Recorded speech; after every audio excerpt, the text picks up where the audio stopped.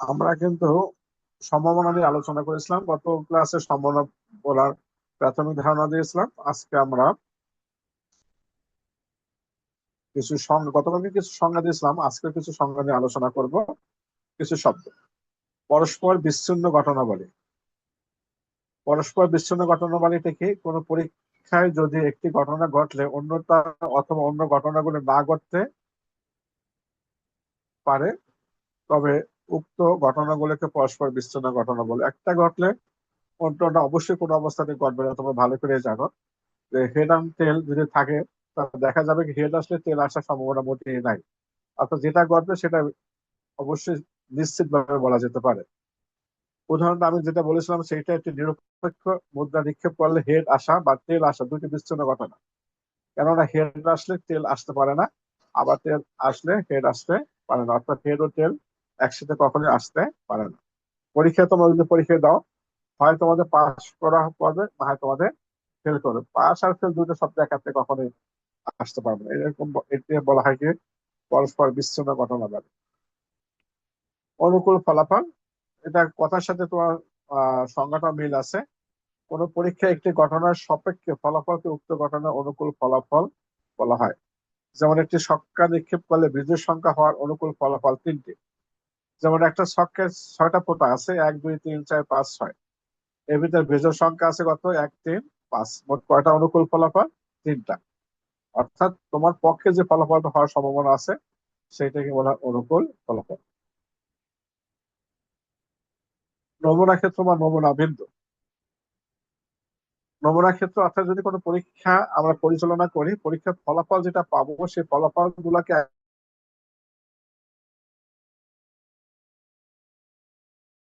ক্ষেত্র, আর প্রত্যেকটাকে বলা হবে একটা নমুনা বিন্দু। যেমন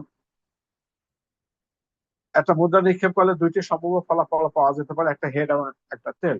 এই হেড এবং টেল এটার এক একটা বিন্দু। আর দুটো যদি আমরা একাত্রে লিখি, তখন এইচ এবং টি মানে সেকেন্ড ব্র্যাকেট দিয়ে রাখা হয়। এই সেকেন্ড ব্র্যাকেট দিয়ে রাখাটাই হলো একটা নমুনা ক্ষেত্র। আর এই এইচ একটা বিন্দু, আর টি একটা বিন্দু, নমুনা বিন্দু।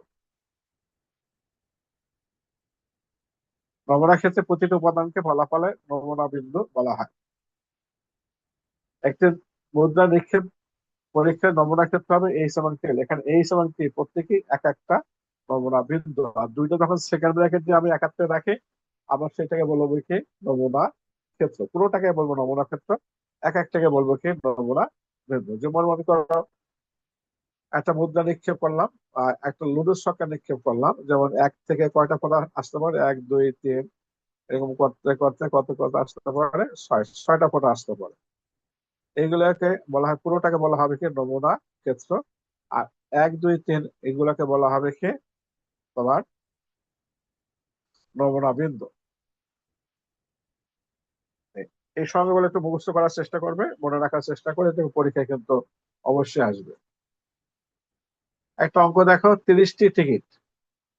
30টি টিকিট 1 থেকে 30 পর্যন্ত ক্রমিক নম্বর দেওয়া আছে। অর্থাৎ 1 থেকে 30 পর্যন্ত মোটমাট 30টা টিকিট। আর তাহলে আমাদের কথার ভিতরে থাকবে যে আমাদের মোট ফলাফল হবে কয়টা? এখানে 30টা। এর ভিতরে কতগুলো অঙ্ক আছে? টিকিট গুলো ভালোভাবে মিশিয়ে একটা টিকিট দৈর্ঘ্যভাবে দেওয়া হলো। 1 নম্বর বলছে জোড় সংখ্যা আসার সম্ভাবনা কত। তারপর বলছে 4 দ্বারা বিভাজ্য আসার সম্ভাবনা কত। 8-এর চেয়ে ছোট বিভাজ্য হওয়ার সম্ভাবনা কত বা আসার সম্ভাবনা কত। 22-এর চেয়ে বড় হওয়ার সম্ভাবনা কত। সবগুলো মিলে আমরা আলোচনা করবো। মনে রাখতে হবে 1 থেকে 30 পর্যন্ত মোট 30টা টিকিট আছে। তারপর মোট ফলাফল 30। এরপর জোড় সংখ্যা, তারপর 4 দ্বারা বিভাজ্য। অর্থাৎ 4টা অঙ্ক আমরা করবো, খুবই সহজ অঙ্ক। মনোযোগ দিয়ে দেখো। টিকিট গুলোতে 1 থেকে 30 পর্যন্ত ক্রমিক নম্বর দেওয়া আছে, সুতরাং সমগ্র সম্ভাব্য ফলাফল হলো 30। আমি আগেই বলছি। এখন জোড় সংখ্যা 1 থেকে 30 পর্যন্ত তোমরা জানো 30টা সংখ্যা আছে। 15টা আছে জোড় সংখ্যা, আর 15টা আছে বিজোড় সংখ্যা। তাহলে আমরা বলতে পারি যে 1 থেকে 30 পর্যন্ত ক্রমিক নম্বরের মধ্যে মোট জোড় সংখ্যা কয়টা আছে? 15টা। এই 15টা হলো কি অনুকূল ফলাফল।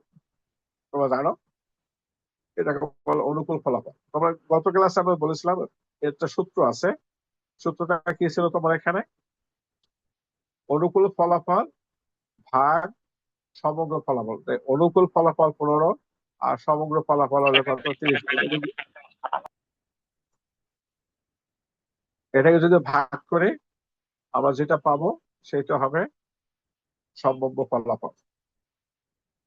পে জোড় সংখ্যা সূত্রটা, উপরে হলো জোড় সংখ্যা অনুকূল ফলাফল, এখানে আসবে 30, আর সমগ্র ফলাফল এখানে আসবে কত 15।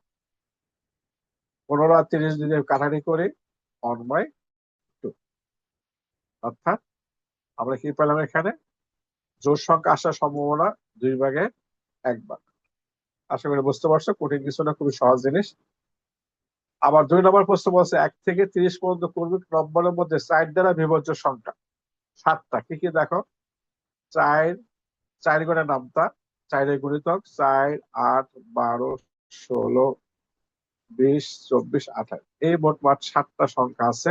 এই 7টা সংখ্যা হলো যে আমরা অনুকূল ফলাফল। আর আগে দেখাছিলাম মোট ফলাফল কয়টা 30। এই 30 কে যদি 7 কে যদি 30 দ্বারা ভাগ করে তাহলে আমরা সম্ভাবনাটা পেয়ে যাবো। অর্থাৎ 4 দ্বারা বিভাজ্য অনুকূল ঘটনা মোট 7টা। আর পি 4 দ্বারা বিভাজ্য, 4 দ্বারা বিভাজ্য অনুকূল ঘটনা হলো যে 30, আবার 7 সমগ্র ফলাফল হলো 30। আশা করি বুঝতে পারছো। এরপর দেখো 1 থেকে 30 পর্যন্ত ক্রমিক নম্বরের মধ্যে 4 এর চেয়ে ছোট, খুবই সহজ জিনিস, কিছুটা বাচ্চাদের মতো মনে হয়, সহজ জিনিস হলে কিন্তু 3, 2, 1 এই 3টা সংখ্যা। অর্থাৎ অনুকূল ফলাফল হবে কয়টা 3টা, আর সমগ্র ফলাফল হলো কত তোমার 30টা। কারারি করলে পাবো কত 10/1। আশা করি বুঝতে পারছো, কঠিন কিছু না, খুব সহজ, একটু দেখলে মনে উঠাইলে তোমার বুঝতে পারবে। টিকিট গুলো তো 22-এর চেয়ে বড়, 22-এর চেয়ে তো বড় ছোট বাচ্চাদের তোমরা সবাই জানো 23, 24, 25, 26, 27, 28, 29, 30, মোট কয়টা সংখ্যা আছে 8টা সংখ্যা আছে। তাহলে অনুকূল ফলাফল কত হবে 8, আর সমগ্র ফলাফল কত হবে 30। এটা হলো যে তোমার মূল অঙ্ক। অঙ্কগুলো সহজ, কঠিন কিছু না, তোমরা সবাই বুঝতে পারবা। কাটারি করলে কত আসবে 15/4। মূলত এই অঙ্কগুলো যেভাবে চাক না কেন তোমার এখানে অঙ্কগুলো বুঝতে হবে। পরীক্ষার সময় কিন্তু এখানকার হুবহু কোনো অঙ্ক আসে না, একটু ঘুরে পেঁচে আসে, অঙ্কটা বুঝে তোমরা করার চেষ্টা করবে। আর একটা অঙ্ক দেখে, কোন এক লটারিতে 570টা টিকিট বিক্রি করা হয়েছে।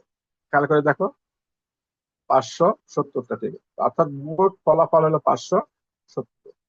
রহিম 15টি টিকিট কিনেছে। রহিম কয়টা টিকিট কিনেছে 15টি টিকিট। টিকিট গুলো ভালোভাবে মিশিয়ে একটি টিকিট দ্রব্যভাবে পুরস্কারের জন্য তোলা হলো। রহিমের প্রথম পুরস্কার পাওয়ার সম্ভাবনা কত? সিম্পল হিসাব, 15কে 570 দ্বারা ভাগ করতে হবে, আর কিছু না। 15 মোট ফলাফল হলো কত 570, আর অনুকূল ফলাফল হলো কত 15। ভাগ করলে যেটা পাবো, কাটারি করলে 38/1। এগুলো সহজ সহজ অবজেক্টিভ হিসেবে আসে। আশা করি এগুলো সব বুঝতে পারবে তোমরা। একটা ছক্কায় একবার নিক্ষেপ করা হলো, জোড় সংখ্যা অথবা 3 দ্বারা বিভাজ্য আসার সম্ভাবনা কত? একটু মনোযোগ দিয়ে দেখো, এখানে অথবা একটা কথা ব্যবহার করছে, অথবা ব্যাপারটা ভালো করে বোঝার চেষ্টা করবে। এই ভাষাগত ভাবে তোমরা এসে ক্ষেত্রে সম্ভাবনার ক্ষেত্রে একটু মনোযোগ দিয়ে শুনবে, আমার যে কথাগুলো বলে মনে রাখা। এখানে কিন্তু অথবা বলা আছে, দুটা শব্দ একাত্রে, এবং না, অথবা বলা আছে। একবার নিক্ষেপ করা হলো জোড় সংখ্যা অথবা 3 দ্বারা বিভাজ্য। দেখো জোড় সংখ্যা তোমরা নিক্ষেপের মোট ফলাফল হলো কত 1 থেকে 6 পর্যন্ত, মোট 6টা, অর্থাৎ সমগ্র ফলাফল হলো কত 6। এখন যেটা বলা আছে সেটা হলো কি তোমার জোড় সংখ্যা। এর ভিতরে জোড় সংখ্যা কত তোমার 2, 4, 6। এই জোড় সংখ্যা এলো যে তোমার 2, 4, 6। আবার 3 দ্বারা বিভাজ্য সংখ্যা কত? 3 দ্বারা ভাগ করা যায় 3 এবং 6। এই সবকিছু মিলে মোট কি কয়টা সংখ্যা হয়? 2, 3, তারপর 4, 6। 6 কিন্তু 2বার আছে, তাই আমার একবার লেখলাম। অর্থাৎ অনুকূল ফলাফল হবে 4টা। এই অথবার কারণে এখানে সবগুলাই আসবে, কোনোটাই বাদ যাবে না। সেক্ষেত্রে কি করতে হবে, যেটা 6টাকে 2 বার আছে আমাকে একবার লিখতে হবে, তাহলে অনুকূল ফলাফল হবে 4টা, আর সমগ্র ফলাফল কত, 6, 6/4, অর্থাৎ কাটারি করার পর যেটা আসবে সেটা হবে উত্তর।